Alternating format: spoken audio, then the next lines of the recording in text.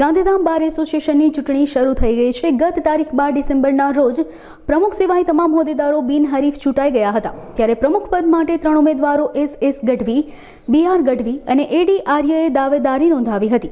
સવારથી શાંતિપૂર્વક મતદાન થઈ રહ્યું છે અને વકીલોમાં ઉત્સાહ જોવા મળી રહ્યો છે, જે અંગે કાર્યરત પ્રમુખ દિલીપ જોશીએ માહિતી આપી હતી। 2024ના વર્ષનું જ્યારે ઇલેક્શન થયું ત્યારે ગાંધીધામ બાર એસોસિએશનના સભ્યોએ મને પ્રમુખ પદ તરીકે ચૂંટેલો। હું દિલીપ કુમાર જોશી 2024ના વર્ષ માટે ચૂંટાયેલો પ્રમુખ, અને અમારા પ્રમુખ પદનો જે હોદ્દો છે એ 31 ડિસેમ્બર દર વર્ષ સુધી હોય છે, એટલે કે 31 ડિસેમ્બર 2024 સુધી હું પ્રમુખ પદ ધરાવું છું। હાલમાં ચૂંટણીના માહોલમાં જોઈએ તો 3 ઉમેદવારો છે, એમાં સિનિયોરિટી પ્રમાણે 2 ઉમેદવાર છે। ત્રીજા ઉમેદવારને ખરેખર તો જુનિયર છે, અને એ જુનિયરે જે સાહસ કર્યું છે એ સાહસ મને લાગે છે કે ક્યાંક ને ક્યાંક ઉભેલા 2 ઉમેદવારોમાંથી કોઈ પ્રત્યે રાગ દ્વેષ રાખી અને મત તોડવાના ઈરાદાથી કર્યું હોય એવું મને લાગે છે।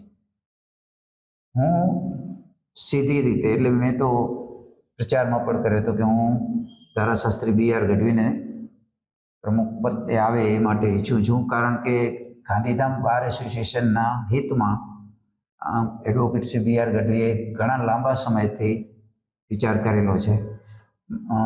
2004માં મારો અકસ્માત થયેલો અને તે સમયે હું બેડ ઉપર હતો, ત્યારે 2004માં બીઆર ગઢવીએ ગાંધીધામ એડવોકેટ્સ એસોસિએશન માટે જે વકીલોને કોર્ટની નજીકમાં ચેમ્બર મળી લે તે માટે જમીન મેળવવા માટેના પ્રયત્નો કરેલા, અને આ પ્રયત્નોના ભાગરૂપે અમારી ફાઇલ ગાંધીનગર સુધી પહોંચી ગયેલી, પણ દુર્ભાગ્યે બીઆર ગઢવીને યશ ન મળે એવા ઈરાદાથી અમુક વકીલોની કામગીરી થઈ, જેના કારણે અમને એ જમીન ન મળી અને ત્યાં અત્યારે એસપી ઓફિસ બનેલી છે।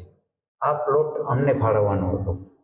આ પ્લોટ મેળવવા માટેની પ્રક્રિયા ઘણી લાંબી થઈ ગયેલી, પણ ફોર્ચ્યુનેટલી એ સફળ ન થઈ। હવે અમે જે ચાલુ કર્યું છે લિફ્ટ માટે, 2 કોર્ટની કનેક્ટિવિટી માટે અને જમીન માટે, એ બધી પ્રક્રિયા પાઇપલાઇનમાં છે, કારણ કે ખર્ચ 15 લાખથી વધારે થાય તો સરકાર પાસે બજેટ મંજૂર કરાવવું પડે, એટલે અને આ પ્રક્રિયા ચાલુ છે એને આગળ વધારવામાં હું એમ માનું છું કે બીઆર ગઢવી એક સક્ષમ ઉમેદવાર છે। જોકે એસ ગઢવીનું પોતાનું રાજકીય પ્રભુત્વ હોઈ શકે, પણ માત્ર રાજકીય પ્રભુત્વ હોવું જરૂર નથી, કારણ કે તમારા પ્રભુત્વ સાથે તમારે એમને દબાણ કરીને કહેવાની હિંમત હોવી જોઈએ। અને હું એમ માનું છું કે અત્યારે જે પણ લડાઈ છે એ કાંટે કી ટક્કર છે, અને જે પણ ઉમેદવાર જીતશે એને અમે સંપૂર્ણ સહયોગ આપશું।